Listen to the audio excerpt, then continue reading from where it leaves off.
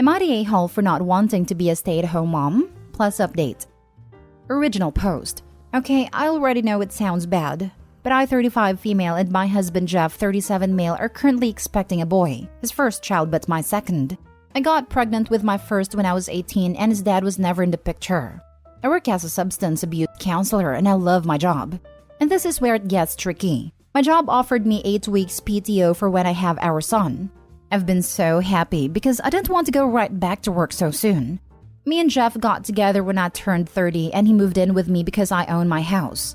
We just got married this year and have talked about childcare multiple times, so he knows I don't want to be a stay-at-home mom. Well, I'm due in November and he just brought the idea up again. I was very confused because we've already talked about this. But I guess my mother-in-law and sister-in-law believe I should stay home with our son as a mother and wife.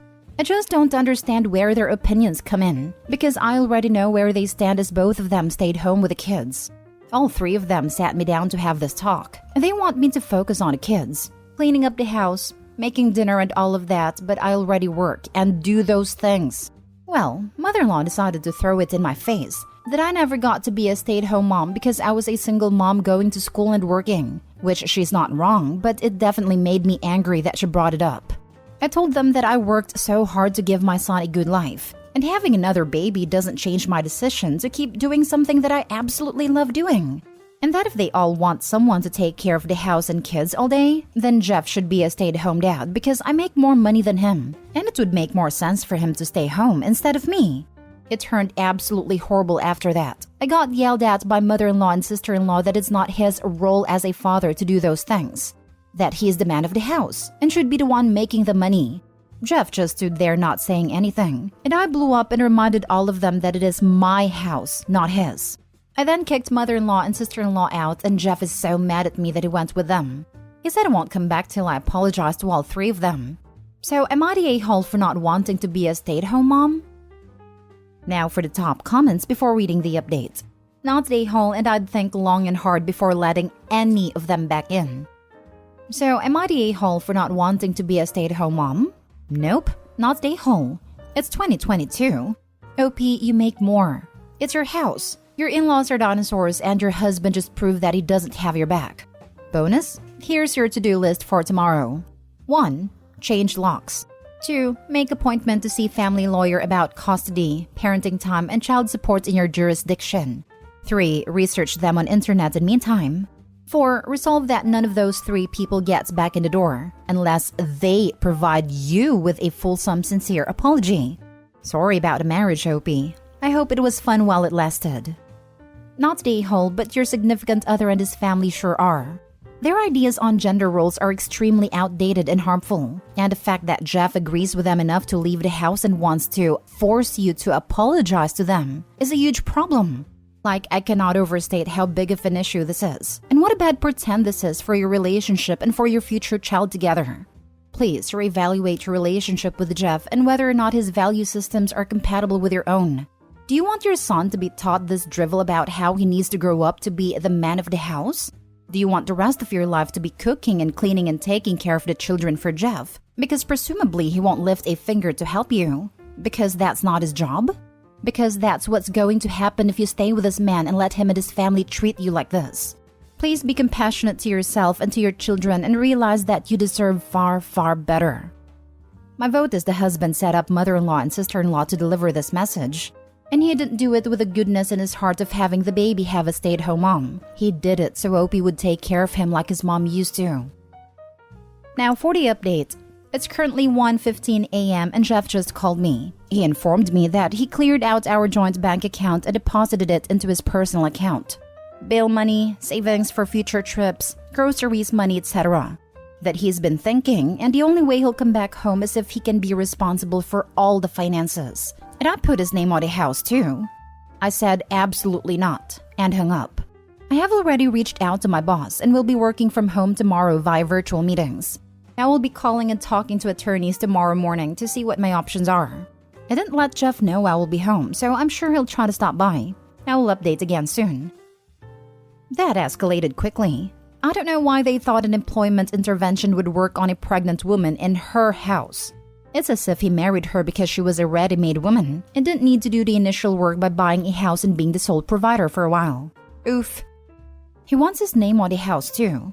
Something tells me he's going to lose more than the house. The fact that he stole the joint account's money will make him the luckiest man on earth if he gets visitation. But, Your Honor, I only took my pregnant wife's grocery and household money so she would give up her job and become a stay-at-home mom. I wanted to force her to rely on me to be the sole provider. I'm also asking for her house since as a stay-at-home mom with no money, she doesn't have any way to keep up with the expenses. This guy doesn't deserve OP. He is a toxic, controlling, misogynistic jerk. I hope he enjoys the next 18 years of child support. May the child never see their sperm donor outside of the court-ordered supervised visits. I hope she finds a shark of an attorney and goes scorched earth on this dude. I don't think a judge is going to look too kindly on him emptying their joint account meant for bills and leaving his pregnant wife without that money out of pettiness. All she needs to do is document and refuse to communicate except through her lawyer. Any texts or voicemails should be turned over to her lawyer. I went through my own not-so-great custody case many years ago, and I had a really good law firm behind me that emphasized that all contact goes through them and to report any attempts of contact since my ex was informed everything needed to go through the lawyers. Yes, from what I've heard, they don't tend to look kindly upon that at all. It's freaking gross and abusive. I literally laughed out loud when I saw that not only did her ex do that, he actually gave her a heads up. This guy is about to be spanked by the heavy hand of family law. Next story. Am I the a-hole for expecting my ex-husband to provide for me? I, 40 female, got married when I was 26 to my now 50 male ex-husband. He has always provided, but I was unhappy at some point in the marriage because I felt alone, and he was always traveling for work. Fast forward to 2016. I left him early that year, and later that year when I found out he had a girlfriend, I made him sign a parental responsibility agreement, giving me custody of our daughter 11 female, and I getting around $3,600 as child supports per month. When he had to leave my country in 2020, I couldn't sustain the child on my own as I have never worked. So I sent my daughter to live with him, in his country, under the promise that he would help me get residency so that I could stay near my daughter, even if he would have custody of her. Fast forward to now. He clearly knew I don't have an income and that I was relying on child support all my life. But since he wants to divorce to marry his girlfriend, I want to stay married to get my citizenship. I'm now in art school to make a living, but he is not supporting me in any way. Am I the a-hole for expecting him to treat me like the mother of his child and not just a blockage to his future marriage as his girlfriend puts it? You're the a-hole. 1. You chose to leave. 2. You should have been more responsible when leaving, such as setting yourself up with a job. My mother-in-law got married when she was 18. Then they split when she was 42. She went down to a hotel and got a cleaning job. Then she got a job at Walmart because that is what she had to do. 3. Child support is for the child. You are not the child. 4. Holding on to a marriage to get into a country is fraudulent. 1. I chose to leave for my happiness. I was mostly alone. He never cheated, but at 29 I needed my husband there and he wasn't. 2. I know, but I was desperate to be near my daughter. 3. Child support is also for the stay-at-home parent. No? You're the a-hole. Stand up on your own 2 feet for God's sake. Opie strikes me as highly entitled. I'm several years older than her, so I grew up at the same time, within the same social environment. It wasn't the 50s. Women weren't taught to expect to be housewives. We were treated as if we were going to go on and have jobs and careers. I knew one woman who was much like Opie. She didn't work or even try to work. She lived off her parents until she got married and then lived off her husband. She was the exception.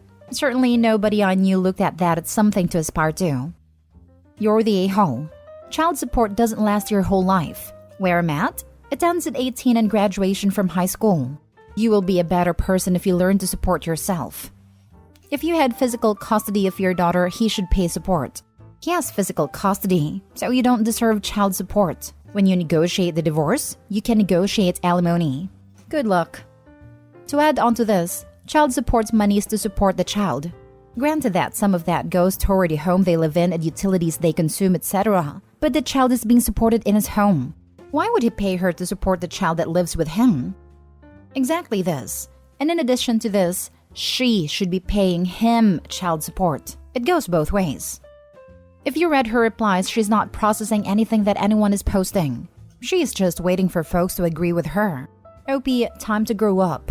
Get your GED or country equivalent and stop being dependent on your ex to support you. It's like marching in cleats on a toilet paper bridge. Please don't keep denying or refusing the information or advice being provided, simply because it's not what you want to hear. It's an opportunity for you to become introspective, grow, and become a better woman and mother to your daughter. For the love of Pete, please teach her to be fully independent and not reliant on another person to survive. Last story. Update. Am I the a-hole for calling my ex's mom after he called me 37 times? Original post. For a little background, my ex Jay and I dated from when we were 15 to 17. We had a pretty toxic relationship, which resulted in some really serious issues that stemmed down the road. For example, I'm now infertile due to an accident between us. After our breakup, I can only say my side. I went down a dark path as I do already deal with bipolar disorder.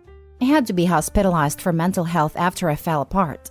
At this moment of time, Jay and I are 19 now and we both are in a long-term committed relationships. I don't keep up with him and we are no contact, except for his mother who I talk to occasionally. I was at work and I received a call from Jay. I thought I had him blocked, so I was confused. I work part-time at a spa while I'm in school, so I have to be mindful of what I do at work as a receptionist at the front of the spa. So I sent a text asking what he wanted. No response. I then start receiving more calls, and I then realized we have each other blocked, so I was confused. I sent an email telling him to stop because the calls were racking up and I'm at work. By 5 p.m., I had 21 missed calls and it was starting to send me into a panic attack. I have panic disorder that stems from PTSD. I sent another email saying 21 calls is overkill and he needs to stop right now. I got no response again, so I let my current boyfriend Kyle know. My boyfriend knows every little detail about Jay and my relationship because a lot of issues I have now are from that. So my boyfriend already despised Jay. I then tried to ignore it and tried to be done with work. Then around 7 p.m., I start receiving more calls. Non-stop. I turned my phone off and walked outside for a bit of fresh air and I started texting one of our mutual friends who is closer to me on my laptop.